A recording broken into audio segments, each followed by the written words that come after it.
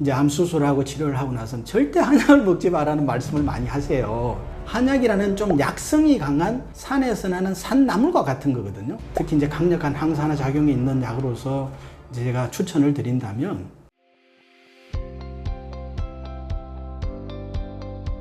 암 수술 후 한약 먹어도 되나요? 예, 제가 이제 사실 요번 이 기회를 통해서 조금 한번 꼭 좀 말씀드리고 싶은 게 있는 뭐냐면, 사실 이제 제 주위에도 이제 암 전문한 의사들도 많고 이러는데, 이제 대부분 뭐 다 그런 건 아닙니다만, 많은 의사분들이 이제 암 수술하고 치료를 하고 나서는 절대 한약을 먹지 말라는 말씀을 많이 하세요. 사실은 이거는 우리 한약의 본질을 알고 나면 저는 그 오해가 풀어지리라고 생각을 하는데요. 이제 한약이라는 걸 뭐냐면, 한약이라는 게 뭡니까? 우리가 산에서 나는 약초잖아요. 산에서 나는 약초, 조금 제가 더 어떻게 보면 좀 부드럽게 말씀을 드리면, 한약이라는 좀 약성이 강한 산에서 나는 산나물과 같은 거거든요. 이 야생에서 산나물이 자라나려면 어떻게 보면 외부의 어떤 여러 가지 공격으로부터 이 식물 자체가 굉장히 강력한 그런 방어작용을 해야 된단 말이죠. 그래서 아까 내가 말씀드렸던 그 파이토케미컬 성분이 굉장히 강하게 이제 나타나는 거거든요. 그래서 우리가 이제 그 파이토케미컬 성분 중에 크게 우리가 먹었을 때 큰 문제가 없는 것들은 일단 나물로 먹죠. 그렇지만은 이제 나물로 먹고 식품으로 먹는 거죠. 예, 우리가 한약재 중에도 사실 식품으로 먹는 게 많이 있습니다만 큰 뭐 독성이 없고 문제가 없으면. 그렇지만 이 이제 어떻게 보면 이 한약이라는 거는 일반적으로 우리가 말씀드렸던 슈퍼푸드보다도 훨씬 강한 그런 파이토케미컬 성분이 들어가 있거든요. 그렇기 때문에 이제 식약처 같은 데서도 어떻게 보면 약으로 이제 구분을 해 놓은 거죠.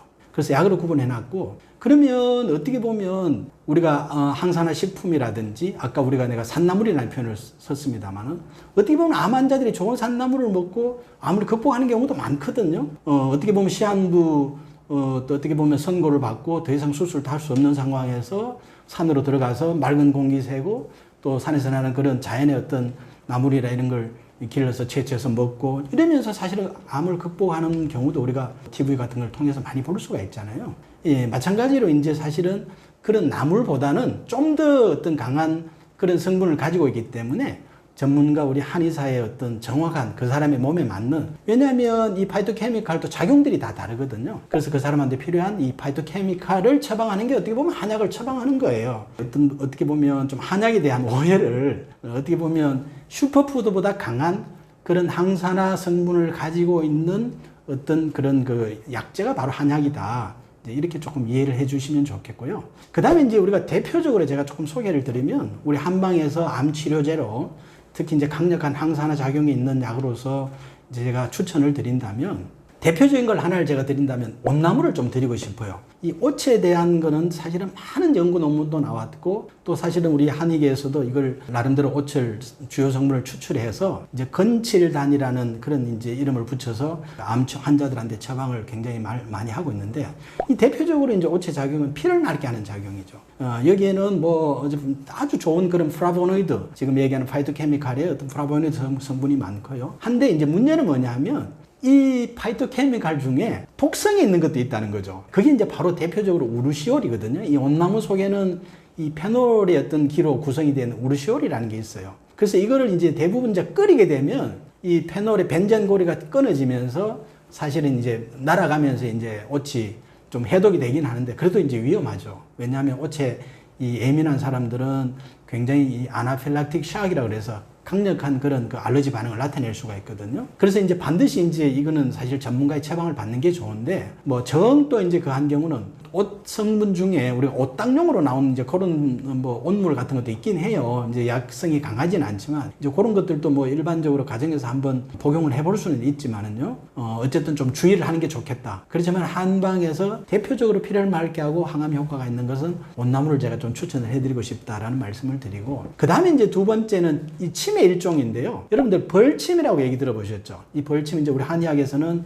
봉동약침이라고 그러는데, 이 사실은 벌독 속에는 굉장히 강력한 이 항염증과 항산화작용이 하는 그런 성분들이 들어있어요. 한 40여 가지가 되는데, 그 중에 이제 대표적인 게 뭐 아파민이라든지 멜리틴, 또 포스파리파즈 A2 이런 성분들은 아주 피를 맑게 하고 염증을 잡아주는 그런 역할을 하고 있습니다. 우리가 한번 생각을 해보면 벌이라는 게 꿀을 모으잖아요. 이 들판에 사실은 엄청난 세균이 많고 벌레가 많은 데서 꿀이 사실은 침범을 받지 않고 하는 게 바로 이런 벌이 가지고 있는 항산화, 일종의 방어 역할을 하는 거죠. 이제 그 작용으로 인해서 사실은 그게 보호가 되는 거거든요. 이제 그런 성분들을 가지고 이제 약침으로 어떤 주사기에 벌의 독을 성분을 추출해서 주입을 하게 되면 사실은 또 굉장히 피를 맑게 하고 염증을 잡아줌으로써 항암 효과가 좋은 그런 결과가 있습니다. 이제 그 이외에도 아까 말씀을 드렸습니다만 몸의 환경을 바꾸기 위해서 그 사람의 에너지 생성과 순환과 균형에 문제가 있으면 이제 거기에 대한 한약을 치료를 하게 되는데요. 이제 생선 같은 경우는 우리가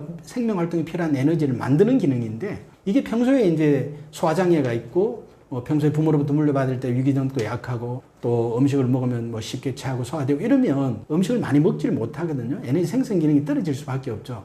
그러면 이제 늘 피곤하고 또 손발도 차고 뭐 또 조금만 하면 어지럽고 이제 이런 현상이 또 체구도 뭐 살도 잘 안 찌고 이제 이런 현상이 나타나죠. 이런 사람들이 이제 생성 기능에 문제가 있는 사람들인데 이런 분들은 이제 에너지를 생성할 수 있도록 위기능도 좋게 해주고 또 필요한 에너지도 넣어주고 이렇게 함으로써 사실은 우리 몸에 좋은 기혈 상태를 만들 수가 있는 거거든요. 그다음에 이제 순환이 안 되는 사람은 흔히 이제 물만 먹어도 붓고 살이 되는 사람이에요.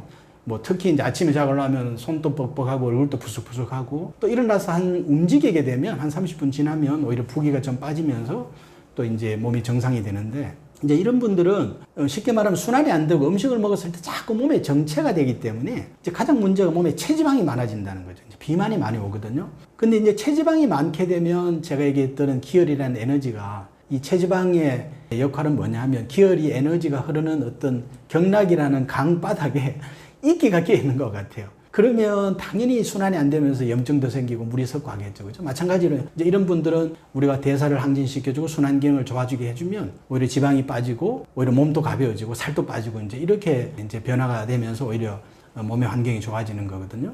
이제 근데 또 이제 균형이 깨진 사람은 어떤 경우냐면 어떻게 보면 몸에 조금 열이 많은 사람이라고 표현할 수가 있어요. 근데 왜 그러냐면 몸에 이제 호르몬이라는 물의 에너지가 좀 부족하면 우리가 이제 물과 불의 균형이 깨지면서 위로 이제 자꾸 열이 뜨는 거죠. 특히 이제 우리가 갱년기 여성 같은 경우는 호르몬 물이 마르면서 이제 얼굴이 열이 나고 또 얼굴이 막 상기되고 이렇잖아요. 반대로 이제 아래는 또 차지거든요. 그러면 이 아래가 이제 분리가 되는 겁니다. 위에는 열 나고 아래는 차지는. 이제 분리가 되게 되면 또 기혈이라는 게 돌지를 못하고 이제 순환이 안 되게 되면 또 탁해지죠. 탁해지면서 염증을 유발하기 때문에 이제 이런 현상이 이제 어쨌든 암세포를 잘 생성하는 그런 환경이 되는데 이제 이런 경우도 균형을 잡아주게 되면 잠도 잘 오고 무엇보다 잠이 잘 오죠. 잠이 잘 오고 깊이 오고 또 마음도 편안해지고 또 오히려 다리 쪽이 따뜻해지고 하는 이런 변화를 이제 오게 됩니다. 그래서 이걸 통해서 이제 어떻게 보면 몸의 환경을 바꿔주는 그런 이제 한약 치료도 이제 필요하게 된 거죠. 한약에 대한 오해는 왜 생긴 걸까요?